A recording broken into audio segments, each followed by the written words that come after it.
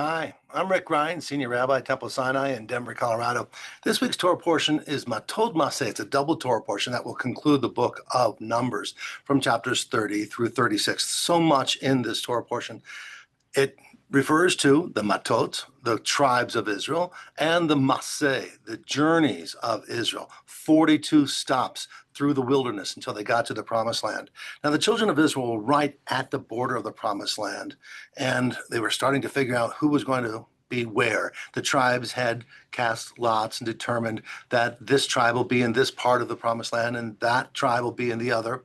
Well, three of the tribes, more correctly, two and a half, decided that they didn't really want to go to the Promised Land, that it would be better for them to be in Chutz La'aretz, to be outside the land, to be in the diaspora. These tribes were very, very wealthy. The tribe of Reuven, the tribe of Gad, and half of the tribe of Manasseh. They said, look, we have lots of cattle. Mikneh rav lanu. We have wealth. Mikneh, cattle, was another way of saying we are very, very wealthy. And this land that we see on the eastern side of the Jordan River is perfect for us. We can flourish here. And since we have lots of money and capital and investments, we think it'd be better to be here than in the land of Israel. And so that's what they expressed to Moses and the rest of the tribes. And of course, Moses was very, very upset. He said, wait a minute, we've gone through 40 years of the wilderness, and we've gone through so much to get to this place. And now you're choosing to live on the other side of the Jordan River, outside the land of Israel, outside that land which was promised us, outside that which was our ancestral homeland, simply because it was better for you economically. He said, how dare you? You're going to ruin everything for everybody. And he pleaded with them. And finally, the tribe said, we will be willing to fight in the vanguard as chalutzim, so that all of the other tribes of Israel will also have their home, that the land of Israel will be secure. But we're not going to go there with them. We're not going to live there with them. We're going to live on the outside. But we'll never forget them. We'll never let them down. We will fight at the vanguard. And it was that arrangement that the tribes made that sort of harkens to where we are too.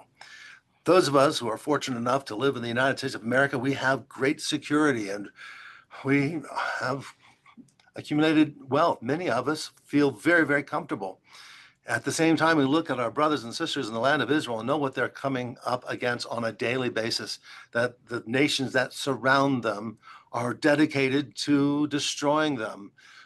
And they're funding tribes of terrorists against them, Hezbollah and Hamas and the Houthi and these other groups of Islamic Jihad, etc., saying we're going to destroy Israel, we're going to kill all the Jews. And meanwhile, we're here and we're looking at Israel trying to defend itself. And some of us will say, look, the Israelis are defending themselves too harshly, that they should be a little bit nicer to the Hamas or to the Islamic Jihad or to Hezbollah. They should be kinder and gentler, like we are with our neighbors. But we're living in security. We have a land that is prosperous and is secure, and we look in judgment against our brothers and sisters in Israel. That's not fair. That's not right. And as Moses said, you need to live up to your end of the bargain. Be chalutzim. Help us be secure. All of us in the diaspora who care about Israel, care about our brothers and sisters, need to live up to that part of the obligation as well. And it's not always easy. It's not always easy to stand up because you have some neighbors who are, first of all, either anti-Semitic or anti-Zionist or both, and we know that. And it's not always easy to rise up and to defend Israel and to be strong, to be at the vanguard as chalutzim. Takes effort, takes courage. And that escapes some people, not most of us, but it does escape some. And they cower, and they are bullied, and they're quiet in the face of anti-Semitic and anti-Israel rhetoric. This is the time where we need to recognize how much we need each other, both in the diaspora and in Israel. It so happens that this Shabbat coincides with Rosh Chodesh Av. Av begins a 9-day period of some of the saddest experiences that our Jewish people have ever had throughout history. The destruction of the first temple in the year 586 before the Common Era, the destruction of the second temple in the Common Era, the year 70. The Babylonians and the Romans destroyed Israel, destroyed Jerusalem, destroyed the temple, caused exile from our homeland, but we never forgot it. We said we will come back. We will rebuild our homeland. And indeed we have. But these sad days remind us what happens when we are divided, when we are not united. We are vulnerable, and destruction can happen, and exile can happen. And so starting this Shabbat, we start to consider what happens when the tribes are not all together. It's not just to look at there and schrei gewalt about what has happened and what is happening, the difficulty, but rather as we conclude reading the book of Numbers, after reading about the Matot, the tribes, and the agreement they finally made, after reading about the Masei, the journeys of Israel, that we went 42 stations throughout the wilderness until we got to that promised land. It wasn't always easy, but we got there. And so as we conclude reading the book of Numbers, we say, Chazak, Chazak, v'nit chazek.